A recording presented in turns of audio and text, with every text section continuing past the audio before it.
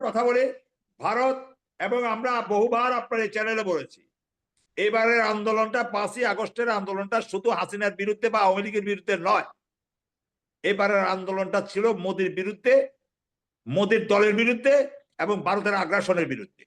একটা সুতায় গাথা এটা, এটা কোনো অবস্থাতে আপনাকে বিচ্ছিন্ন করে দেখা যাবে না।